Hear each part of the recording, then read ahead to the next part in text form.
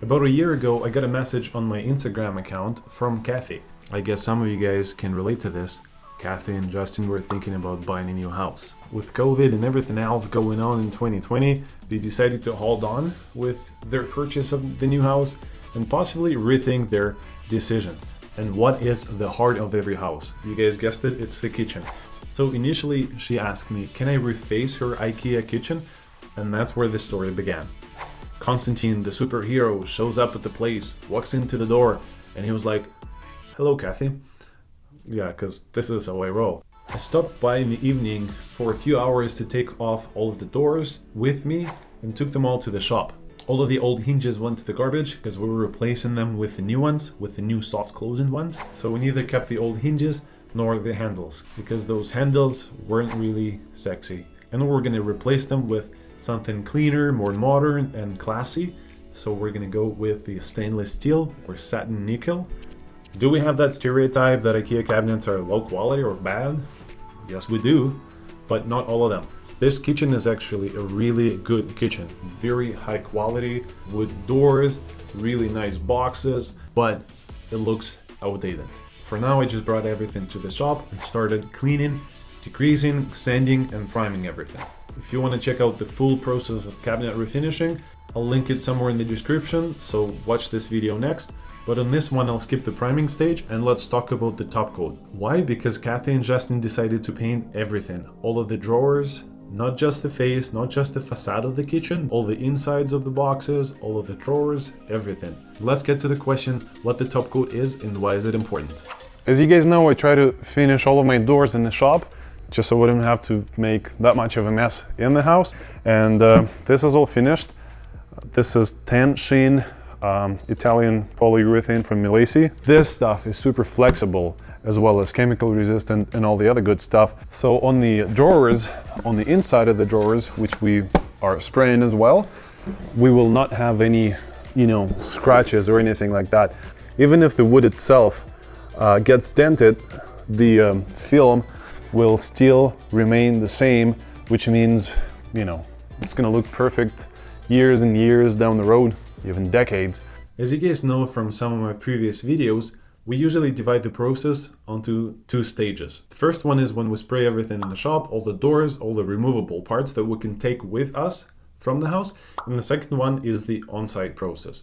So the shop part is all done, now we're going to the house. We just got to the job site and getting everything set up, all the tools and everything else, and I'll give you a quick walkthrough, show you what we're doing here, what we're doing first, second, etc, etc. First of all, we're gonna protect all of these floors here. Other than the floors, we're gonna build the plastic walls here. As you can see, all of that stuff here in the dining room is gonna have to be protected. This is super important. We're gonna do a nice zip lock here. So there will be another one right here and another one right there. And after the zip walls, we're gonna mask off the backsplash countertops. Even though they're gonna get replaced, we're gonna protect them anyways, just to make it look nice and clean. The fridge is gonna be protected, the crown moldings, the walls, everything, the windows, everything's gonna be protected. Let's get started. To clean off all of the grease, all the fat that we have. Obviously, this kitchen's been used for years and there's a lot of stuff all around, inside, outside of the boxes, and I gotta make sure that it's super clean before I get to sanding, because if I sand with that fat on the surface, I'm not gonna be doing anything other than just spreading that fat and grease around. So I gotta make sure it's crisp, clean, and this is what I use. This is the mix that I use. 70% of this stuff of naphtha and 30% of acetone, and obviously safety first. I use these nitrile gloves, they work just fine with it, and also respirator is a must because those fumes are pretty harmful. Guys, don't forget about safety. This stuff is really important. And now when I got everything sanded, everything cleaned, degreased and sanded, vacuumed, cleaned again, and everything's pretty much ready for the primer. Let me guys show you everything around here. Everything is covered either with plastic or masking paper. I do run masking paper everywhere close to finished areas like wood or whatever I'm spraying, melamine in this case. And when it's not super close to the finished wood, I usually run this plastic because it's super easy to, to use and stuff. All the floors are covered. I have this fan here helping me with the air movement. I have those two little guys there, and I have two huge yellow fans here, super powerful stuff, and I have these two ducts going outside. The air is going to be sucked in through here, thus no particles of dust or fumes will be going outside of the spray area, but otherwise everything is sealed all the way to the top, all the way to the ceiling. As you guys can see, this is the rest of the house. This is the living area, and everything is sealed, everything's protected. The other part of the dining room is completely sealed. There's no holes at all. These boxes are all going to go white, everything on the inside as well as the outside. And I'm using this pad to spray the bottom ones because I play goalie, I play hockey. As a lot of Russian people, I'm a huge hockey fan, but I play a lot, so I do want to get my knees protected when I'm crawling around the floor, and that's what I used. I'm gonna pull the trigger and get this kitchen primed. It's been about an hour and a half. Everything is dry now, and I already sanded everything with this guy right here. I hooked it up to the vacuum and sanded everything with the super fine grit sandpaper. I'm gonna go ahead and apply my final coat, my top coat.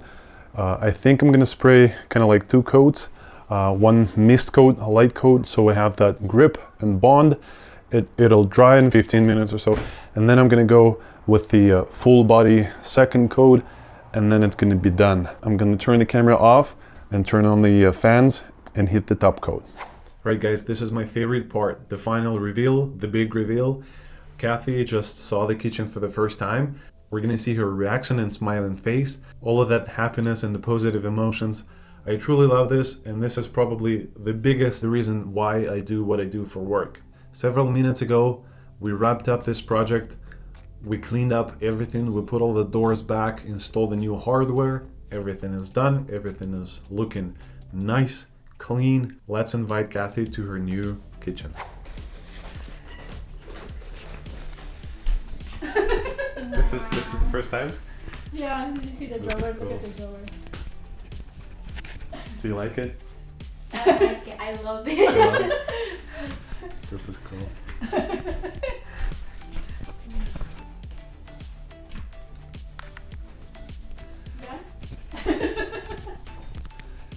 Alright everybody, this is the final result. Everybody is excited.